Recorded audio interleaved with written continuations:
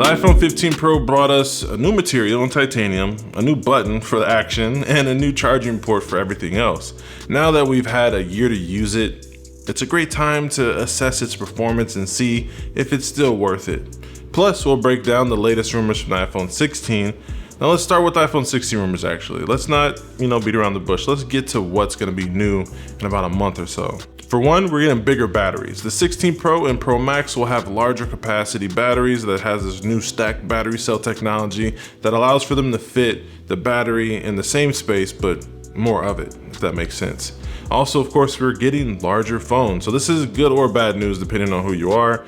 The phones are a little bit bigger, a little wider, a little bit taller, but that does allow for bigger batteries and also bigger screens. So the 16 Pro is gonna be going from 6.1 inches to 6.3 inches, and the 16 Pro Max will go from 6.7 to 6.9. Also, something new that they're adding to the 16 Pro line is a new, larger graphite sheet to reduce overheating. So this is a huge bonus for me living in Southern California. Phones overheat at the beach in direct sunlight if I go outside, especially this summer. It's been really, really hot. So when you're outside, of course, your phone's overheating, so it's hot to the touch. But on top of that, the display dims down, and also heat is just not good for battery health. So I'm really happy to see that they're adding this new graphite sheet. Normally we see, vapor cool chambers and all this other stuff on other devices out there, but hopefully this new graphite sheet solves that problem, or at least gets us going into the right direction. Next up, they're upgrading something that we all use on the regular basis, and that is the ultra-wide camera, going from 12 megapixels, the measly 12 megapixels that we have now,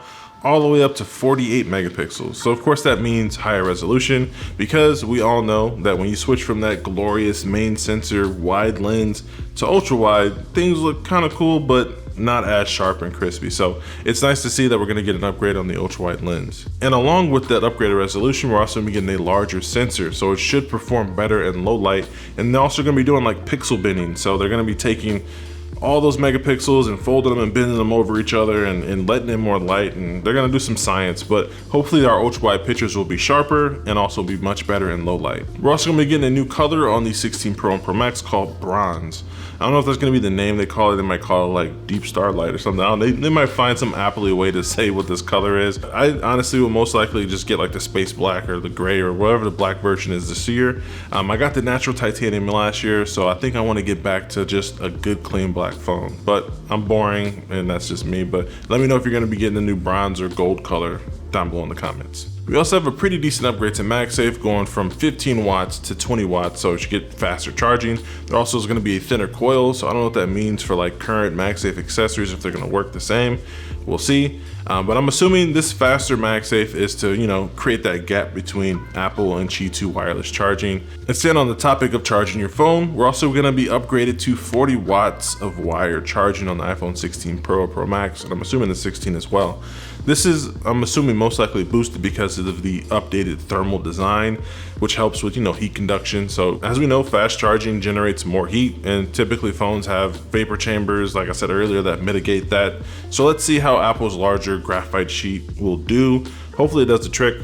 Fingers are crossed. Also, of course, you're going to be getting the A18 and A18 Pro. I think this is the first time there's been a distinction between a Pro version of a mobile chip on an iPhone. Correct me if I'm wrong, but I don't know if the 15 had that. But yeah, that's gonna be cool. Hopefully we see some really nice performance, but I don't know, maybe is there gonna be different tiers for upgrading your CPU on the phone? That's gonna be crazy drop down on the Apple website. But yeah, let's see what they do. I'm down for it. Hopefully we get, increased performance, but I'm assuming most of that's gonna be dedicated to the Apple Intelligence AI. So the new neural engine, I'm assuming they're gonna need all the horsepower possible. So maybe that Pro, chipset will actually give you more AI features. I don't know, we'll see. But yeah, we're gonna get an upgraded chip, and that's the same every year. But this year, there's a Pro version of that chip, so there's that. Every year, one thing you can always count on is the fact that the bezels are gonna get slimmer. Well, not every year, but you know what I mean. So we're gonna be going to 1.2 millimeters thin on the 16 Pro and 1.15 millimeters thin on the 16 Pro Max. Last year they said the bezels are gonna be super thin, but who notices bezels after 15 minutes of use? Like, they kind of just fade away and, you know, you focus on the content on your screen. So bezels are, you know, whatever. I'm not, you know, crazy about bezels, but I'm sure it'll look nice. There's also going to be a new capture button. You'll be able to have a half press for focus and a full press for photo, which is, you know, if you use the actual camera, you know, that's how it works typically. You can also long press to start video recording, which is going to be nice. But this also, I feel like, kind of neuters the action button in a way. Like, I'm going to use the action button even less, because the only other time that I did use it outside of just using it for a mute switch was to activate, you know, the camera. So now that we have a dedicated capture button, I'm probably going to use the action button even less. This new capture button will also have a touch sensitive surface for swiping left and right, you know, so the way you can zoom in and out, kind of like a Titan wide rocker on a cinema camera. We're also going to be getting Wi-Fi 7 support, and I actually just upgraded the Wi-Fi in my house to the new Eero Max 7s, so that's going to be awesome. Tri-band support is useful for, you know, connecting to all 3 bands seamlessly, so that way you can switch between them. Something that most people probably won't ever be able to utilize because they have, you know, really old routers or something. But if you care about network connectivity in your house and having the best wireless internet speeds, Wi-Fi 7 is kind of a big deal.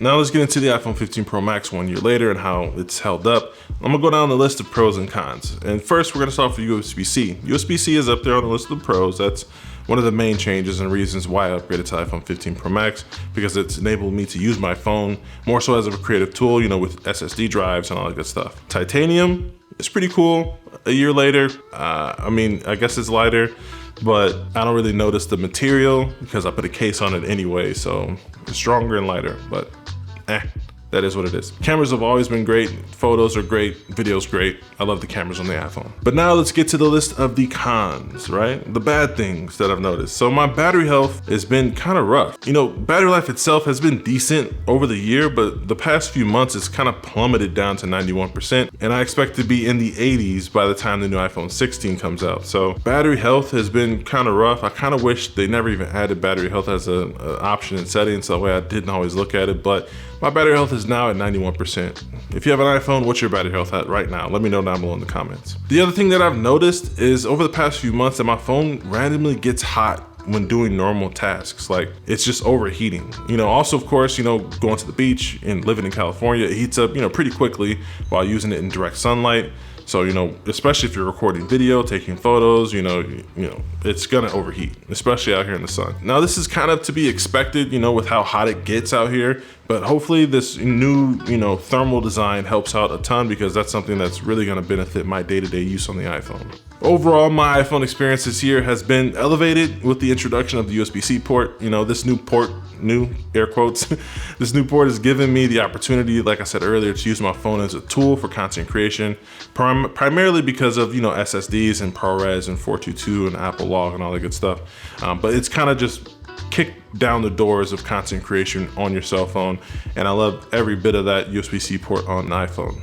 Based on the rumors that have leaked so far, I predict that this year's iPhone 16 will be more of a quality of life improvement, you know, with Apple Intelligence, bigger batteries, faster charging, you know, updated cameras, Wi-Fi 7. Sounds like it'll be an overall decent upgrade for quality of life, and I think it may be worth it to upgrade. And in regards to the iPhone 15, if you have an older phone, I would say that you can still upgrade to it. You know, don't feel FOMO with the new iPhone 16 around the corner, but you could also probably just wait for the 16 to come out and see, you know, what the market does there, and maybe you can even get a 15 for cheaper. But what are you most excited about when it comes to the iPhone 16 lineup, and what phone do you have right now? Are you upgrading or waiting another year? Let me know down below in the comments.